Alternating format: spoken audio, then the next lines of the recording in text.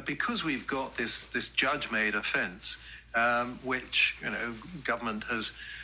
successive governments have failed to put onto a statutory footing for years. It's 5 years ago that the Law Commission recommended there should be a clearer offence created by Parliament to replace this judge-made offence that goes back centuries. Because of the fact that we have only this common law offence, it does make life more complicated. I did suggest that to the Director of Public Prosecutions, who gave a briefing to journalists just over a week ago, nearly 2 weeks ago now, and he said that the elements of the offence were perfectly clear, and he could advise the police on what they needed to establish if and when they decided they wanted to seek his advice on whether charges could be brought. Joshua, appreciate you coming on. Thank you very much indeed. We're going to speak to Sam Coates, our Deputy Political Editor now. I just want to read out the Metropolitan Police statement, which says that officers have arrested a 72-year-old man on suspicion of misconduct in public office. He was arrested at an address in Camden on Monday, the 23rd of February, and has been taken to a London police station for interview. This follows search warrants at 2 addresses in the Wiltshire and Camden areas. Sam, well, these pictures and this moment all very difficult for Lord Mandelson.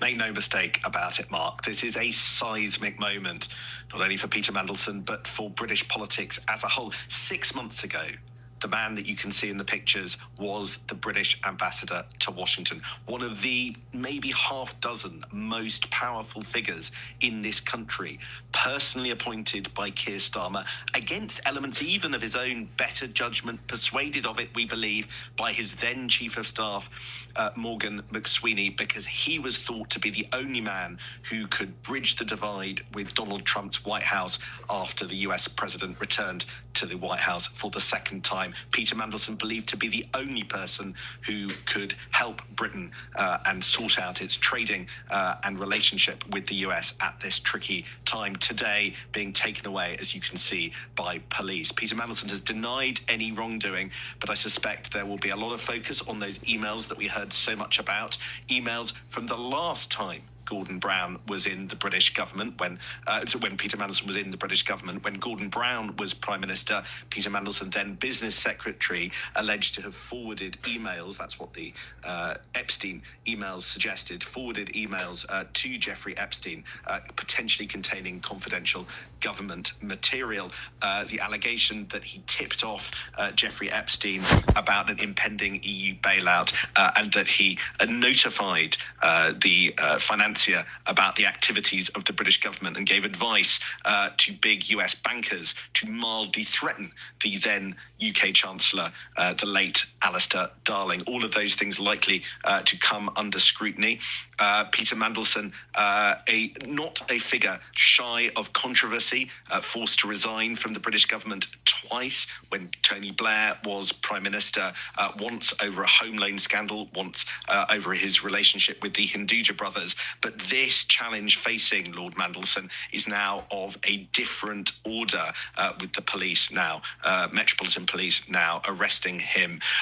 It will go, I think the political ramifications of this will go to the very heart of Downing Street, because once again the focus will be on Keir Starmer's decision to appoint somebody with a track record as checkered as Peter Mandelson's politically, with those 2 resignations, in knowledge that there was a relationship with Jeffrey Epstein that went after his conviction for relations with minors back in 2009, a relationship that possibly involved taking hospitality from Jeffrey Epstein in the early 2010s. All of that was known to Keir Starmer at the moment that he appointed him the British ambassador to Washington.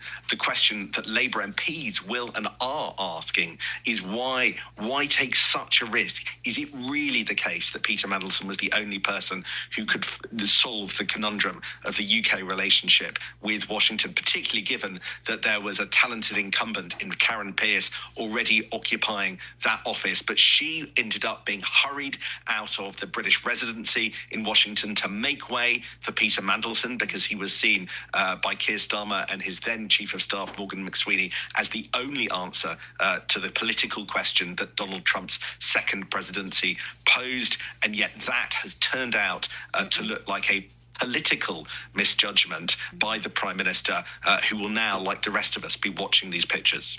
Yeah, I mean, you mentioned Karen Pierce. I mean, all this may not have come up to the extent it has if she had been kept in place. A well-respected diplomat in Washington.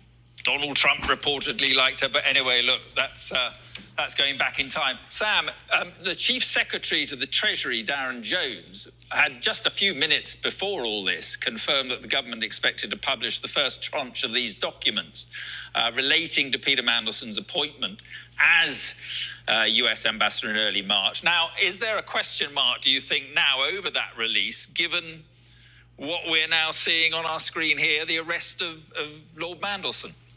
Well, we wait to find out from the Cabinet Office. What the Cabinet Office has been doing in recent days is poring over those documents together with the help of the Metropolitan Police to work out what can justifiably and safely be released and what can't. And I think we already knew that there were quite a lot of messages